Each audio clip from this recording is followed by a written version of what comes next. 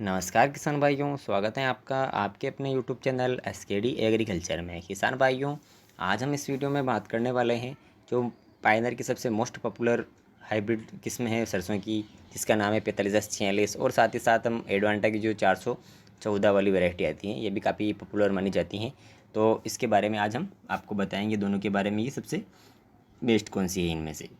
तो आप वीडियो में एंड तक बने रहिए। तो आज हम इसमें बात करेंगे कि किस आधार पर बेस्ट है, कौन सी है और कौन सी लगानी चाहिए हमें, और कौन सी ज़्यादा पैदावार देती हैं। तो किसान भाइयों, इस वीडियो का मकसद किसी भी कंपनी के प्रोडक्ट को बेहतर बताने के लिए नहीं है, बल्कि एक तुलनात्मक अध्ययन के आधार पर हम बता रहे हैं। तो किसान भाइयों, सरसों की अगर बात की जाए तो सरसों को पैदावार अच्छी लेने के लिए हमें सबसे पहले एक अनुकूल समय जिसको बोने का होता है वो चाहिए।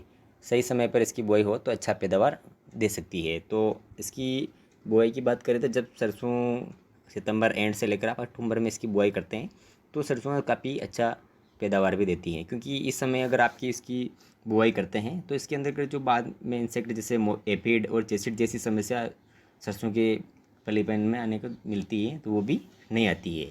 और इस कारण, और अब सबसे पहले अगर बात की जाए तो पाइनरी की, इसकी 45 से 46 की, 45 से 46 की बात की जाए तो किसान भाइयों, ये एक मोस्ट पॉपुलर वैरायटी है। लगभग सभी किसान भाई इसी का चयन करते हैं।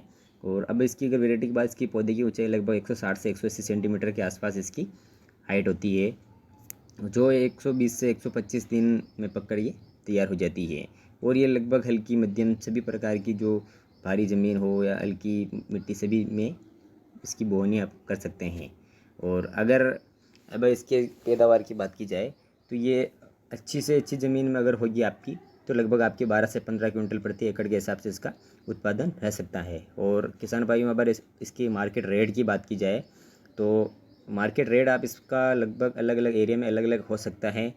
आप पिछले साल की तुलना में और इस साल की तुलना में आपको रेट में हर बार डिफरेंस आता है। तो आप लगभग इसका 950 से 1,000 रुपये पर केजी के हिसाब से आप मान के चल सकते हैं। आप अलग अलग एरिया में अलग अलग रेट हो सकता है। और किसान भाइयों, अगर अब और इसकी बात की जाए जो एडवांटा कंपनी की 414 की वैरायटी के बारे में, इस वैरायटी की बात की जाए, ये भी सबसे मोस्ट पॉपुलर वैरायटी है माना जाती है, क्योंकि इस वैरायटी की भी जो हाइट होती है ये भी लगभग आपको 170 से 180 सेंटीमीटर के बीच ही आपको देखने को मिलेगी। और ये भी लगभग 125 से 130 दिनों में पककर तैयार हो जाती है किसान भाइयों। और इसकी सबसे खास बात ये रहती है कि जो इसका तना रहता है वो काफ़ी स्ट्रॉन्ग है माना जाता है इसका, और इसके नीचे से काफ़ी अच्छा फुटाव रहता है, जिसके कारण ये काफ़ी हवा से और इनसे ये झुकती नहीं है। जब इसके ऊपर फलियों का भराव भी आ जाता है फिर भी ये नीचे फलियां के सार पे वो झुक जाती है, लेकिन पौधा इसका झुकता नहीं है नीचे से।